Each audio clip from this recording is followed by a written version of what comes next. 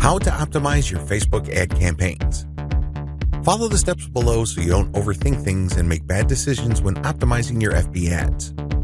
Reverse engineer your competitors and come up with a standard model.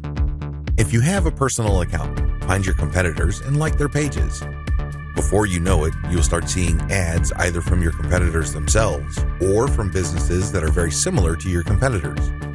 Pay close attention to these ads. Reverse engineer them to find the standard model for these ads. In other words, go through as many of these ads as possible and get a clear understanding of what kind of pictures, headlines, and text they use. Also, if they are mostly promoting posts, pay attention to that. Whatever the case may be, look at what they're doing and see common patterns. Focus on the most commonly used strategies because this gives you the industry standard model.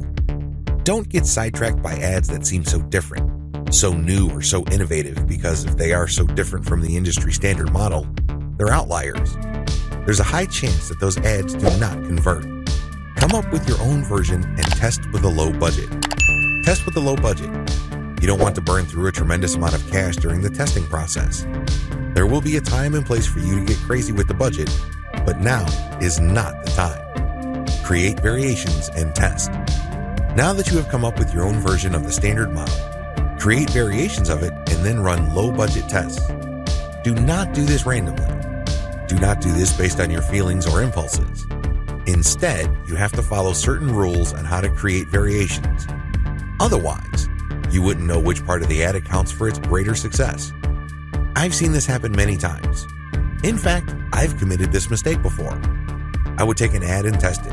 I would notice that it's not getting that many clicks, so I'd change half of the ad. Maybe I changed the picture and then the headline, or I would change the heading and the description. Whatever the case may be, I would change half of the ad, and sure enough, it would improve. But when I try to improve things again by changing the other half of the ad, it falls apart. You want to establish a way of effectively tracking which changes accounted for which improvement. By using this method, you can optimize parts that work to reach peak convertibility and then work on the other elements of the ad that could use some improvement. However, you have to do this in a systematic way. I've described this in the section below. Pick the winner and make further variations. Now that you have made variations of the original and you ran a test, there will be at least one winner. It gets the most clicks and conversions. Make variations of it and you run the test again. Keep testing until you find the ad that delivers the best return on investment. The end of this process is pretty straightforward. You keep making variations and you keep testing on the cheap until you find an ad that delivers the best ROI. In other words, it delivers the most conversions while costing very little money. I know it sounds like a fantasy at this point, but it is doable with testing. Scale up. Increase your ad budget to your winning ad to pump a massive amount of traffic to it. You should only do this when you are dead sure that you have a winning ad on your hands.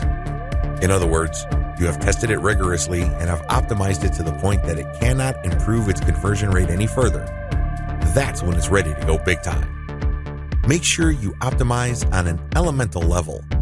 The big problem with the ad optimization method I described above is how do you know which part of the ad to change up? How do you know which part of the ad to optimize? Wholesale variations do not work. You can't just take an ad, see that it doesn't work, replace it with a completely different ad, see that it doesn't work, and then repeat that process. Even if you're spending very little money, it still burns a tremendous amount of time, effort, and opportunities. You need to have a better way to turbocharge your results. Vary on an element-by-element basis. I would take an ad, and I would restrict my optimization to a specific element of that ad. Every ad actually has many elements. There is the graphics, the heading, the description, the link. I would start with one element, and I will come up with different versions. The most obvious part is the picture. So I'd play around with the different pictures and see which gets the most clicks. I would then come up with a variation of that picture and see if I can improve my click-through rate. Again, I'm spending very little money here. I just want to see an improvement in click-through rate for that element that I'm varying. Once I have reached a plateau and I can't improve any more on that element, I would then switch to another element. For example, if I'm running a campaign for dog food and I notice that my best performing picture after a series of variations is a picture of a chihuahua that seems to be smiling, I will keep that picture, but then I will switch to the next element of the ad. which is the headline. I would then keep varying the headline to see if I can improve the conversion rate of that ad. Once I've reached the ceiling or a plateau for improvements in conversions due to headline changes, I then move to the description.